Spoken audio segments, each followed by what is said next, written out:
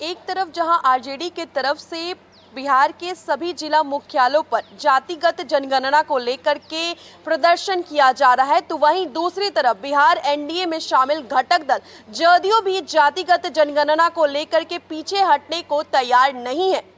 जदयू के संसदीय बोर्ड के अध्यक्ष उपेंद्र कुशवाहा इन दिनों लगातार संगठन को मजबूत करने के लिए बिहार के अलग अलग जिलों का दौरा कर रहे हैं।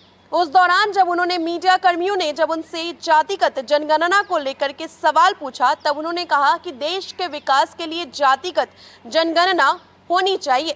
साथ ही उन्होंने आगे कहा कि जब धर्म के आधार पर जनगणना हो सकती है, जब उससे कोई समाज में तनाव नहीं फैल सकता, तो फिर जातिगत जनगणना से कैसे फैल सकता है। आप उपेंद्र कुशवाहा के पूरे बयान को सुनिए। पॉलिटिकल पार्टी नहीं करेगी। सबसे पहले तो सुप्रीम कोर्ट ने कहा भारत सरकार से, भाई आप योजना बनाते हैं इन लोगों के लिए, योजना बनाते हैं तो इनकी संख्या कितनी है, कोई आंकड़ा है तो बताइए। अब कभी 27%, कभी इतना प्रतिशत, आखिर किस आधार पर, इसका कोई आंकड़ा है कि नहीं आपके पास? तो भारत सरकार के पास कोई जवाब नहीं, इसलिए कि कोई आंकड़ा है ही नहीं। और आंकड़ा नहीं होने के पीछे कारण है 100 साल पहले गणना हुई थी जात के आधार पर अंग्रेजी राज में 1931 में। उसके बाद कोई जातीय जनगणना नहीं हुई, तो सरकार के पास कोई आंकड़ा ही नहीं। अब सरकार के पास आंकड़ा नहीं हो तो सरकार जो योजना बना रही है कैसे दुरुस्त हो पाए।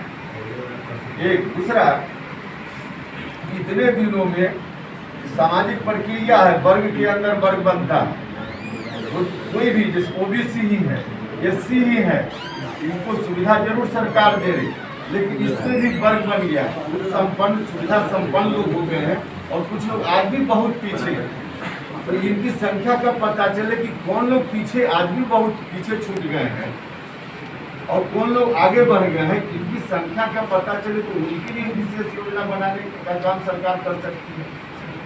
तो इसलिए जातीय जनगणना बहुत आवश्यक है। और कुछ लोग जो कहते हैं कि इससे जातीय तनाव फैलेगा, पूरे तौर पे गलत बोलते हैं। हमने कल भी कहा कि धर्म के आधार पर तो गणना आप करते हैं, और धर्म के आधार पर गणना करते हैं तो उससे धार्मिक तनाव जब नहीं पैदा होता है, तो जात के आधार पर गणना करने से जातीय तनाव कैसे पैदा होगा। एक दूसरा, कि जो समाज में बहुत पीछे छूट गए लोग हैं, आज भी बहुत सारी जातियाँ ऐसी हैं जिनको कोई सुविधा अभी तक नहीं मिल पाई। सुविधा बनाने देने के लिए सरकार कार्यक्रम भी चलाती है, तो उसका लाभ उसके ऊपर वाले लोग ले लेते हैं, वहाँ तक नहीं पहुँच पाता है। उनको भी लाभ मिलेगा, वहाँ तक भी विकास की रोशनी जाएगी, तब समाज में समानता आएगी। तो समाज में समानता आएगी, विषमता मिटेगी, तब तनाव कम होगा। तो आपने सुना उपेंद्र कुशवाहा ने क्या कुछ कहा है। गौरतलब हो कि जदयू के संसदीय बोर्ड के अध्यक्ष उपेंद्र कुशवाहा लगातार जदयू को मजबूत करने के लिए बिहार के अलग अलग जिलों का दौरा कर रहे हैं। वहां पर जाकर के जदयू के तमाम कार्यकर्ताओं से वो मिल रहे हैं। अब ऐसे में वो नवादा पहुंचे थे और नवादा में उन्होंने जाकर कहा कि जब मैं नवादा के लोगों से मिला तो मैंने देखा कि नवादा के जो लोग हैं उनका मुख्यमंत्री नीतीश कुमार के ऊपर बहुत विश्वास है।